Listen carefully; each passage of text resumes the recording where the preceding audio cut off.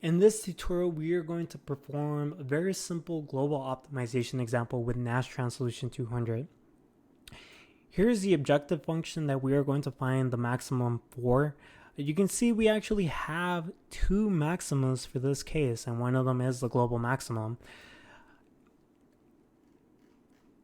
Finding the finding the local maximum, minimum, is highly dependent on where you start the search. Here is an example. If we start at this orange point that you see here, the optimizer will find that the gradient will lead you to this local maximum. And this is very important in structural optimization. Sometimes you might completely miss a better design for your structure. Fortunately for global optimization, what happens there, the optimizer will see the design space with multiple starting points. So here you can see there's a new point here in red, a new point here in purple, here in green, and here in purple again. Then the optimizer will start from those initial points and perform various optimizations. And here you can see what the optimization paths are for that. And then the optimizer has better information about the local maximas. At the very end, it then concludes that the highest maximum is from this search, therefore this is the global maximum. This is a new capability that was introduced not that long ago. I figure I make a very simple example with Nastran to show you what the process is for that. So here to start off with is our optimization problem statement. We want to find the maximum for this given function. So this function is actually very complex. It's e to the expression that you see here. We are going to impose limits on the design variables. We don't want the optimizer to search everywhere in the design space, so we're going to limit this search to -5 and +5. So it's essentially making a square if we're looking at the three-dimensional graph. So now let's go ahead and set this up for Nastran. In the video description below is a link to one PDF file. This is the starting point. So let's go ahead and select this file and load it to the web app. Let's go ahead and look for, I believe they're areas. No, they're thetas. I'll look for theta 1 and theta 2. Set theta 1 and theta 2 here for x1 and x2, and then set the area as the third design variable. It's very important that you do this in sequential order that I just demonstrated. X1 should correspond to theta 1 and x2 should correspond to theta 2. So now let's go ahead and impose our design or side constraints of -5 and 5, and we'll do the same for x2.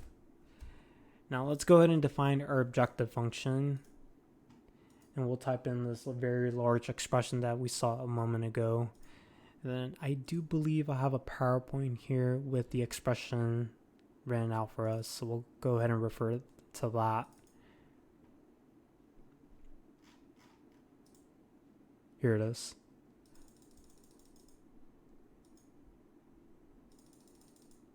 And like I said, it's a very long expression, so this will take me a while to enter it.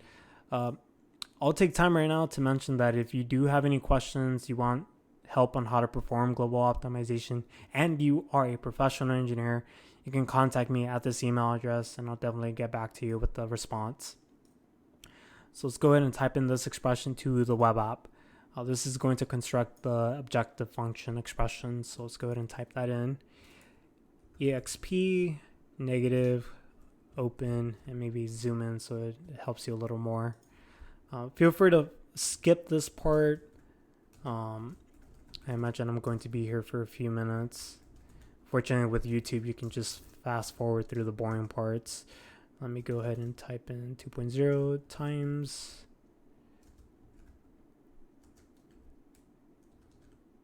negative x1 minus 1.5 squared plus x2 minus 1.5 squared, and then close this guy. And let me make sure I've done this correctly. Forgot to type in exp there. Fortunately, the web app cautions you when there's an error in the expression. So here, let me double check the work. So open here, close there. That looks good. And this should actually be closed here. And then for the second expression, 2.0 times e to the negative x1, and there's actually a missing parentheses here, so we'll go ahead and type that in here, add another one there, and then here it seems I'm missing a parentheses. I forgot how difficult it is to set this one up, so just bear with me while I set this guy up.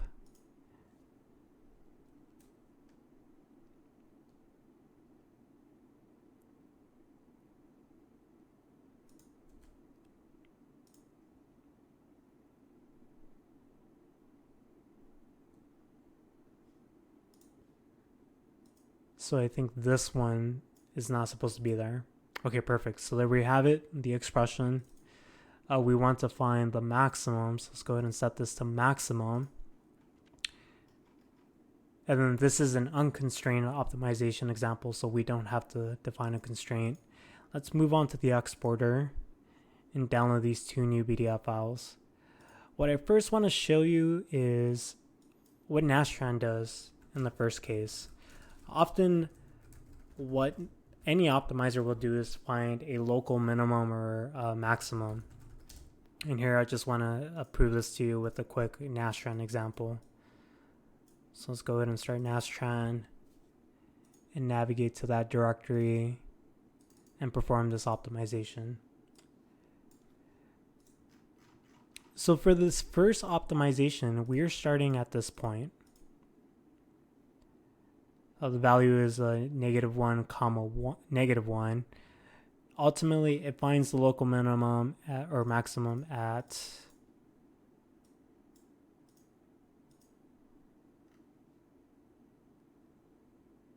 0, 0, and 1.02. So let's go ahead and see what the value is from the optimization.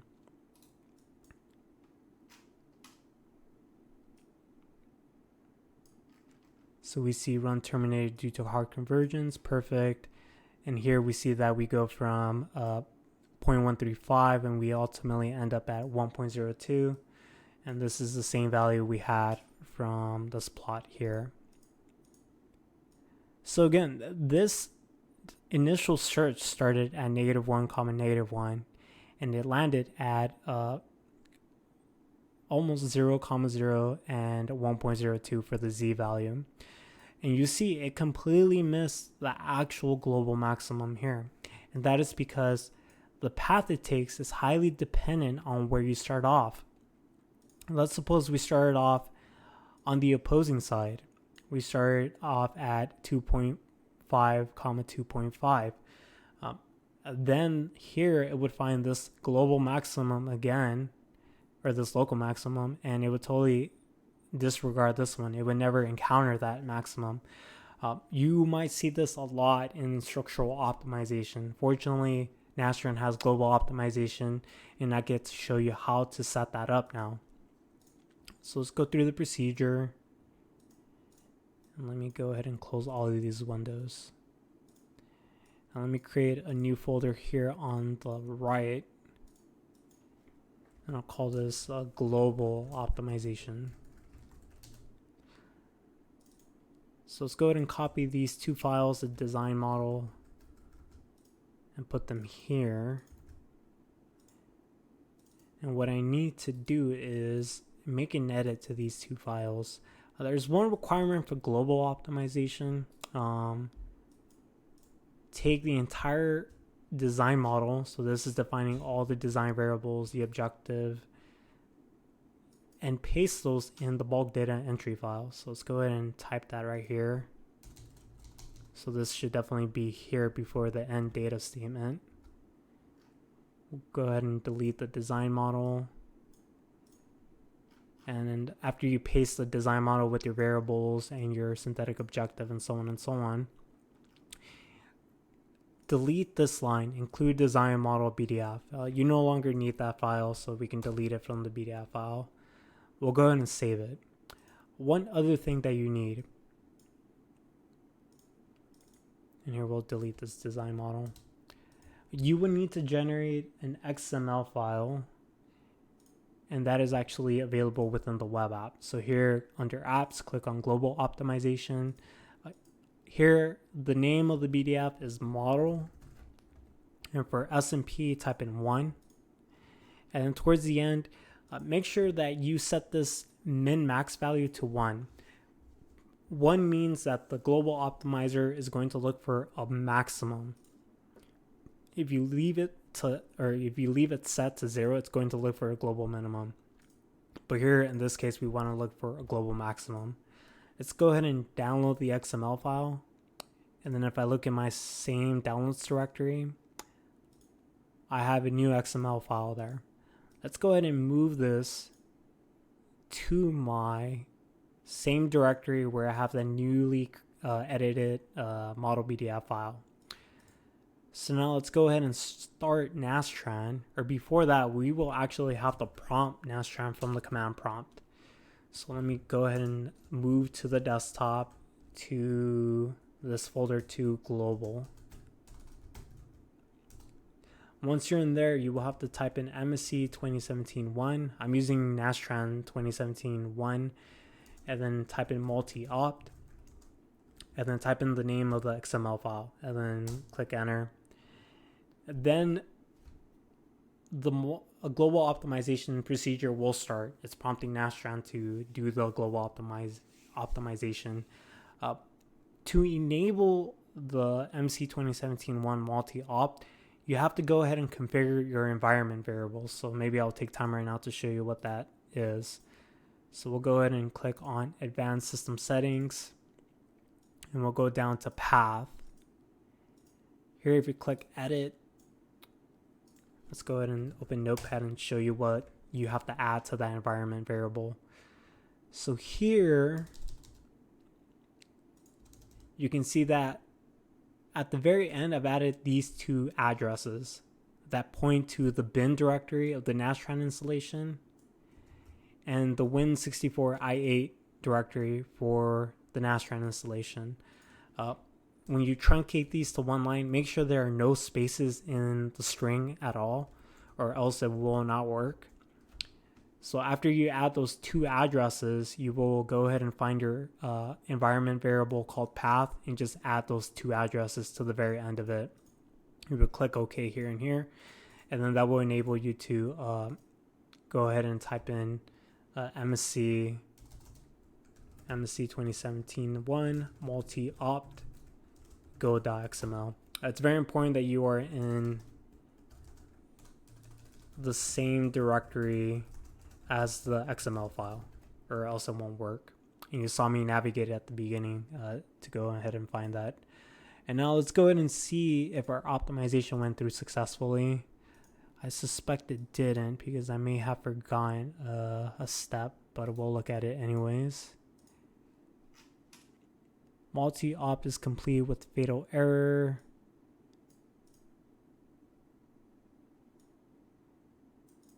So here, let me go ahead and make an adjustment with this example. And here, I think I'll keep this open. So let's delete all of these files except my Go file and the PDF file. Let me open this and make one augmentation here. I'll go ahead and add a dollar symbol to comment out these 4 lines that you see here. We will then go ahead and make the attempt again. Go ahead and cancel out of that, and we'll close the command prompt and try again. So CD desktop to global. Once you're in there, type in that string MSC 2017-1 multi-opt, and then go.xml. And here we'll give Nastran a few moments while it performs the optimization. And then here I forgot to make a few additional changes, so let's go ahead and go through that right now. if I look at the log, let me see if there's actually an error message in here. I've done this example before, and I just remember that when it's doing the optimization, it produces a CSV file. And Nastran is trying to overwrite the CSV file, but it does not have the proper permission. So what I'm going to do is just omit that from the global optimization. So at the very top, just delete the first two lines, the assign and form. These are lines to prompt Nastran to create the CSV file. And then if you scroll to the bottom, there's this line called param xy unit. Just get rid of the line or comment it out. And now let's go ahead and perform this again. So cd desktop to global MSC 2017-1 multi-opt and go.xml. And now this time I should expect this to go forward successfully. So we'll go ahead and give that a few moments, and I'll take time to right now and remind you that what Nastran is doing now, it's creating multiple starting points that you see here in the almost four corners. Then the optimizer is going to perform local searches. Then it's going to aggregate all of this information and determine if there is in fact a global maximum here. For this example, it's found two local maximums, and then of course you take the greater of the two, and then this one is your final global maximum. So let's go ahead and give Nastran a few moments while it finishes the global optimization. Okay, the optimization has gone through successfully. Indication of this is in the log file called multi-op log. Here you have information regarding the searches, but at the very end you'll find the message, end of global optimization search, multi-op is successfully complete. Here we have information regarding the maximum.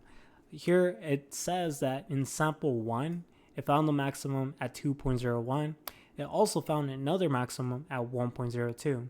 The asterisk is indicating this is the global maximum. So here, if we look at the plot, let me zoom in here. We see that this maximum is 1.02 and this other maximum is 2.01. So the optimizer has in fact found two local maximums and has determined that this one is the ultimate global maximum for this case. Here you'll find some details regarding the searches. Here, local search 5 as an example. These two values here is the initial point of the search, whereas these two final values is the final point. So let's go ahead and look at local search 5. So let me go ahead and suppress some of these plots. So here's local search 5. It started off at this point, 2.5 comma negative 2.5, and then it ended up at 0.04 z or f equal to 1.02. So that is actually reported here in these two sections here. One last comment I will make. Again, the optimizer will aggregate all of these individual searches and then determine the maximum based on those individual searches. Here, back in the same directory, you'll have two F06 files. This one that is marked just F06, this I believe is the initial search. So this is the initial local search. So this was the one 1.02. So if you remember a few moments ago, we started off with this initial search that led us to this local maximum. In the next F06 file, and the next F06 file is called F06 Go. So here you see the file extension. This is the search path that led to the global maximum. So here you see it starts off at 2.5, and then it ends at 1.49, and the F value is 2.01. So if I look back at the diagram and plot that, and this was a global search 1, I believe. it started up at 2.5, 2.5, and then it ended off at 1.49, 1.49, and an F value of 2.01. So there you have it. That's how you go ahead and perform a global optimization with Nastran Solution 200. I just learned of this capability a few weeks ago, and I've been experimenting with it. I will create a future video that will be a little cleaner, more concise, but I just wanted to get this one out there so you can begin learning how to perform global optimization with Nastran Solution 200. As always, if you have any questions, comments, you can leave me a comment below in the video description, or you can send me an email at my email address and I would definitely get back to you. So maybe let's go ahead and end off with the slide that has my email. And again, you can go ahead and contact me there. With that, thank you for watching, and definitely keep an eye out for my future video on an actual structural optimization example with global optimization. Thank you for watching.